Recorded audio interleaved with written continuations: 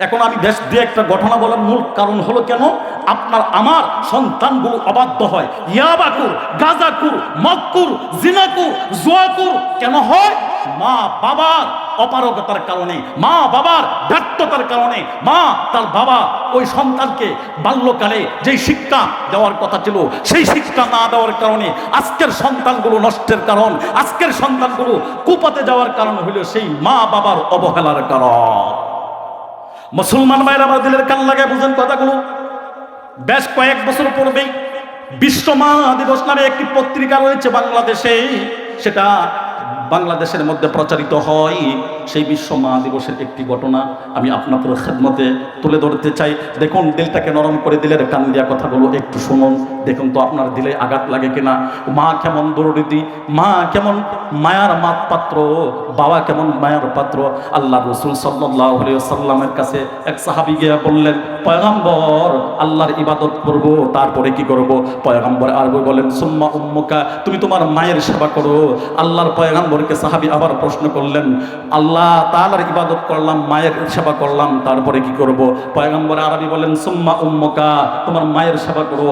একবার, দুইবার, তিনবার পয়গম্বরকে প্রশ্ন করা হলো, নবীজি তিনবারই উত্তর দিলেন সুম্মা উম্মুকা। চতুর্থবার যখন বললেন, নবী গো মায়ের সেবা তো করবই, তারপরে কি করব? আল্লাহর নবী বলেন, সুম্মা আবুকা, বলেন সুবহানাল্লাহ, সুম্মা আবুকা। সাহাবী প্রশ্ন করেন, নবী গো তাহলে তিনবার কেন ফজিলত, কেন তিনবারের কথা মার বলা হলো আর একবারের কথা বাবার বলা হলো? পয়গম্বর আরবি বলেন, মার তিনটা বৈশিষ্ট্য রয়েছে, মার তিনটা গুণ রয়েছে। এক নাম্বার, মা তোমাকে পেটে ধারণ করে, গর্ভে ধারণ করে, এটা বাবা কখনো গর্ভে ধারণ করা সম্ভব নয়। দুই নাম্বার হলো, মা তোমাকে প্রসব দেয়। একটা মা বাচ্চা যখন প্রসব দেয়, পয়গম্বরে আরবি বলেন, হে দুনিয়ার উম্মতের দল, সন্তান যখন প্রসব দেয় গলা কাটা মুরগির মতন ছটফট করে এক কলসি পরিমাণ রক্ত মায়ের প্রসব বেদনার মধ্যে বাহির হয়ে যায়। এই মার যে কষ্টটা হয়, এই কষ্টটা দুনিয়ার কোনো বাবার হয় না। আল্লাহর পয়গম্বরে আরবি বলেন, তিন নম্বর গুণ হলো, মা সন্তানকে দুধ পান করায়, বাবা কখনো সন্তানকে দুধ পান করাইতে পারে না। এই তিন গুণে গুণান্বিত মা বাবার চাইতে বেশি। এই জন্য আল্লাহর নবী বলেন, সুম্মা উম্মুকা, তুমি তোমার মায়ের সেবা করো। চতুর্থবার বলেছেন, সুম্মা আবুকা, তুমি তোমার বাবার সেবা করো। ও মুসলমান, সেই মা কত দরদি হয়। বিশ্ব মা দিবস পত্রিকার ঘটনা হেডিং আপনাদের সামনে তুলে ধরলাম, দেখেন তো দিল নরম হয় কিনা। পয়গম্বরে আরবি সাল্লাল্লাহু আলাইহি ওয়াসাল্লামের জামানার কথা নয়, এ মুসলমান, এই জামানার মধ্যেও তো এইরকম আশ্চর্যজনিত হাজারো ঘটনা রয়েছে। বিশ্ব মা দিবস পত্রিকার মধ্যে বলেন, মা এবং ছেলের সংসার দুইজনে চলতেছিল ভালো। একটা পর্যায়ে ছেলেটা স্কুলে লেখাপড়া করে, আর স্কুলে মা ছেলেকে ভর্তি করে দিলেন। মা কিছুদিন পর পরই সন্তানকে দেখার জন্য স্কুলে যাইতেন। যাওয়ার কারণে মার একটা চক্ষু ছিল না, একটা চক্ষু একেবারেই ছিল না, গর্ত হয়ে রয়েছে। থাকার কারণে এই চক্ষুটা দেখতে একটু ভয়ঙ্কর আকৃতির দেখা গিয়েছিল। এই চক্ষুটা নিয়ে যখন মা ওই সন্তানকে দেখার জন্য তার স্কুলের মধ্যে যাইতো, স্কুলের ক্লাসমেট বন্ধু বান্ধবগণ তাকে লজ্জা দিত আর বলতো, হে অমুক ভাই, তোর মার একটা চক্ষু নাই, তোর মার একটা চক্ষু না থাকার কারণে গর্তের ভিতরে চোখটা পড়ে রয়েছে। এই অবস্থাটা দেখলে আমাদের ভয় লাগে, অন্তরে আঘাত লাগে। এ ভাই, তোর মাকে নিষেধ করে দে, বারণ করে দে, তোর মা যেন আমাদের স্কুলের মধ্যে তোকে দেখার জন্য না আসে। সন্তান বলেন, আমি মাকে নিষেধ করে দিলাম, মা আমার বন্ধু বান্ধবগণ আমাকে ক্লাসের মধ্যে লজ্জা দেয়, মা গো দয়া করে মেহেরবানি করে আমার স্কুলের মধ্যে তুমি এসো না, মেহেরবানি করে আমার কথাটাকে তুমি মানে নাও। মা মানাইতে পারে না। মা বলেন, বাজান, আমি তোকে দেখার জন্য আমার কলিজা ব্যাকুল হয়ে যায়। একটা মিনিট, একটা সেকেন্ড যদি তোমাকে না দেখি আমার কলিজা জ্বলতে থাকে, কলিজায় আঘাত থাকে। আমি পারবো না রে বাবা, আমি তোমাকে না দেখে থাকতে পারবো না। যাই হোক, ঘটনাক্রমে মা মানতে পারে নাই। সন্তান এই স্কুল থেকে কলেজের মধ্যে চলে গেল, মনে করেন এখান থেকে কলমাকান্দা কলেজের মধ্যে চলে গেল। সেখানেও কলেজের মধ্যে সন্তানকে দেখার জন্য যায়, সেখানেও তার বন্ধু বান্ধব লজ্জা দেয়, ওরে তোর মার একটা চক্ষু নাই, গর্ত হয়ে রয়েছে, দেখতে বড় ভয় লাগে, তোর মাকে নিষেধ করে দে, তোর মা যেন এই আমাদের স্কুলের কলেজের মধ্যে না আসে। মাকে বারণ করা হলো, কিন্তু না না না না, মা তো মানে না। এবার এই ছেলে কলেজ থেকে ইউনিভার্সিটির মধ্যে চলে গেল, সেখানেও মা যাওয়ার জন্য চেষ্টা করলো, কিন্তু মা যায়। সন্তান নিষেধ করে এক পর্যায়ে একটাই সন্তান বলতেছিলেন, তার কথা ওই পত্রিকার মধ্যে তুলে ধরেছেন। সন্তান বলেন, এ দুনিয়ার আদম সন্তান, শুনে রাখো আমি কেমন নালায়েক সন্তান, কেমন অপদার্থ কোলাঙ্গার সন্তান। সন্তান দুনিয়ার মানুষদেরকে শিক্ষা দেয়, সাক্ষী দেয়। সন্তান বলে, আমি তত ওই কলেজ পাস করলাম, কলেজের মধ্যে সুন্দরী রূপসী একজন নারীর সঙ্গে আমার সাক্ষাৎ হয়ে গেল, তার সঙ্গে আমার মত বিনিময় হলো, প্রেম ভালোবাসায় জড়াইয়া পড়লাম। দীর্ঘদিন যাবৎ পর্যন্ত প্রেম ভালোবাসা অবৈধ সম্পর্ক করতেছিলাম। মুসলমান ফাঁকে আর একটা কথা বলে দেই, আমাদের যুবক যুবতীরা যে প্রেম ভালোবাসা করে, এটা কেন হয়? বলা হয়, আল্লাহর পয়গম্বর বলেন, যদি কোনো একজন যুবক আর যুবতী তার মায়ের মনে আঘাত দেয়, তার বাবার মনে আঘাত দেয়, তার গুরুজনের মনে আঘাত দেয়, এলাকার ময় মুরব্বীদের মনের মধ্যে আঘাত দেয়, আল্লাহর নবী বলেন, এ দুনিয়ার উম্মতের দল, এই মাকে আঘাত দেওয়ার কারণে, বাবাকে আঘাত দেওয়ার কারণে একটা অভিশাপ হয়। পয়গম্বর আরবি বলেন, এ উম্মত, এই অভিশাপটার অপর নাম হইল দুনিয়ার যুবক যুবতীদের অবৈধ মিলামিশা প্রেম আর ভালোবাসা। একবার চিল্লাইয়া বলেন নাউজুবিল্লাহ। বুঝতে পারছেন প্রেম আর ভালোবাসা কারে কয়? যেই যুবক আর যুবতী প্রেম আর ভালোবাসা করেছে, আপনি ইতিহাস তালাশ করেন, ব্যাকগ্রাউন্ড যাচাই করেন, আমি আল্লাহর কসম করে বলতে পারি, ওই যুবক আর যুবতী তার প্রতি তার মা, তার আর বাবা তার প্রতি অসন্তুষ্ট। এই অবৈধ সম্পর্ক করার কারণে শয়তান বলেন, তোর মাকে আঘাত দিবি, বাবাকে আঘাত দিবি, আমি ইবলিস তোকে প্রকাশ্যে দিবালুকে জনসম্মুখে অপমানিত, লাঞ্ছিত, অপদস্থ না করা পর্যন্ত তোর ফিস ছাড়বো না। জন্য দেখেন তো, যত প্রেম আর ভালোবাসা করছে, এগুলি কি কখনো লুকায়িত আছে? আমি যে কথাগুলো বলতেছিলাম, বন্ধুরা আমার লক্ষ্য করে বুঝবেন। ওই যুবক বলেন, আমি ওই রূপসী মেয়ের সঙ্গে সাক্ষাৎ হয়ে গেল। সাক্ষাৎ হওয়ার পরে প্রেম বিনিময় হলো।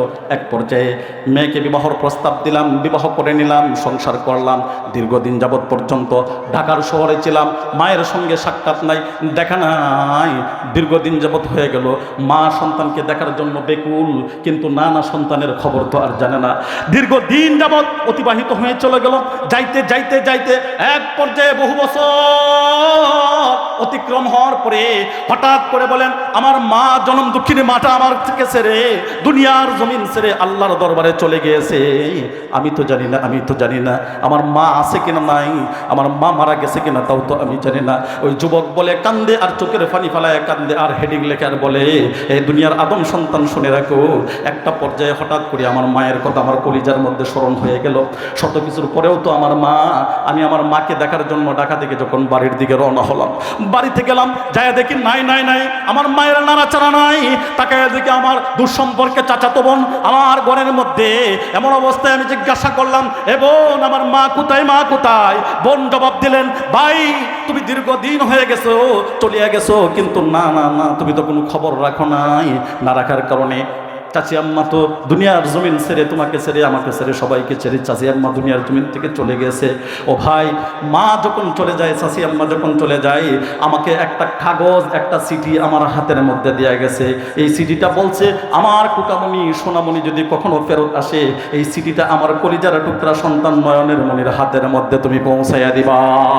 এবার চিঠি দিলেন, চিঠি হাতের মধ্যে নিলেন। যুবক বলেন, আমি চিঠি হাতের মধ্যে নিয়া চিঠি যখন পড়তেছিলাম, চিঠি পড়তে পড়তে মা চিঠির মধ্যে লিখতেছিলেন, এ কলিজার টুকরা সন্তান, তোমাকে আমি স্কুলে দিলাম, কলেজে দিলাম, ইউনিভার্সিটিতে ভর্তি করে দিলাম, তোমাকে দেখার জন্য যখন আমি মা যাইতাম, যাওয়ার পরে তুমি তোমার বন্ধু বান্ধবের কাছে অপমানিত আর লাঞ্ছিত হইতা। বলতা, সন্তান রে, বলতা, মা তোমার একটা চক্ষু নাই, একটা চক্ষু নাই, তোমার এই চোখটা না থাকার কারণে আমার বন্ধু বান্ধবের কাছে আমি লজ্জিত হই, তারা এই চোখ দেখলে ভয় পায়। কিন্তু সন্তান, কোনোদিন একটা বারের জন্য তো প্রশ্ন করো নাই, এই চোখটা আমার কোথায় গেল, এই চোখ কোথায় গেল, একটা বারো তো একদিন আমাকে প্রশ্ন করো। যুবক বলেন, মার চিঠি পড়লাম, চিঠির ভাষায় মা বলতেছিলেন, এ সন্তান, এই চোখ আমার কোথায় গেল জানো কি? তুমি তো এখন জানো না, আমি মারা গেলাম ঠিকই, আমি চিঠির মধ্যে এই ঘটনাটা লিখে গেলাম।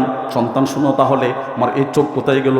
ও সন্তান, তুমি যখন ছোট ছিলা, বয়স তোমার 8 থেকে 9 বছর, এমন অবস্থায় তোমার রোগাক্রান্ত হলো, ট্রাইবেট জ্বর হলো। ট্রাইবেট জ্বর দেখবেন আমাদের এলাকায়, ট্রাইবেট জ্বর হলে, আগের দিন যদি ট্রাইবেট জ্বর হইতো তাহলে কোনো একটা ক্ষতি হইতো কি হইতো না, যে কোনো একটা অঙ্গ ক্ষতি হয়ে যেত। তোমার ট্রাইবেট জ্বর হলো, ডাক্তারের কাছে, চিকিৎসকের কাছে নিয়ে গেলাম। যাওয়ার পরে সমস্ত চিকিৎসকগণ ঐক্যবদ্ধভাবে বলতেছিলেন, মাগো তোমার সন্তানের একটা চোখ নষ্ট হয়ে যাবে, এই চোখটা থাকবে না। এবার ডাক্তারগণ যখন বলতেছে আমার সন্তানের চোখ থাকবে না, আমি চিন্তা করলাম আমার কলিজার টুকরা, নয়নের মণি, যার জন্য অন্য কোথাও বিবাহ বসি নাই, তোমার বাবা চলে গিয়েছিল অনেক আগে, আমি অন্য কোনো স্বামী গ্রহণ করি নাই, অন্য কোনো জায়গায় আমি যাই নাই, তোমাকে ছাড়া আমি একটা মিনিটও থাকতেও পারি নাই। এই কলিজার টুকরা সন্তান দুনিয়ার আলো বাতাস দেখবে না, চোখ থাকবে না, আর আমি মা, চোখ থাকবে, এই চোখ দিয়ে আমি কি করব? সুবহানাল্লাহ বলেন, সুবহানাল্লাহ। এই চোখ দিয়ে আমি কি করব? ওই যুবক বলেন, আমার মা লেখতেছেন আর বলতেছেন, সন্তান রে, ডাক্তারকে জিজ্ঞাসা করলাম, ডাক্তার সাহেব আমার এই যে সন্তানের চোখ থাকবে না, আমি যদি আমার মায়ের একটা চোখ সন্তানকে দেয়া দেই তাহলে আমার বাচ্চা সুস্থ হবে কিনা? ডাক্তার বললেন সুস্থ হবে। সন্তান, ও কলিজার টুকরা সন্তান, তুমি তো জানো না সেই চোখটা কোথায় গেল, চোখটা কোথায় গেল? মা বলেন, সন্তান রে, আমার একটা চোখ খুলে আমি তুই কলিজার টুকরা সন্তানের চোখের মধ্যে লাগাইয়া দিলাম। চিৎকার মেরা বলেন সুবহানাল্লাহ। জানো না সেই চোখ কোথায় গেছে, প্রশ্ন করো নাই কোনোদিন, কিন্তু এটাই চরম বাস্তব যে আমার সেই চোখটা আমি তোমাকে দিয়েছি। সন্তান এবং কান্দে আর আহাজারি করে আর কান্নায় ভেঙে পড়ে। ও ভাই বলেন তো, এবার হাজার কান্না করলেও কি মা আর পাওয়া যাবে, বাবা আর পাওয়া যাবে?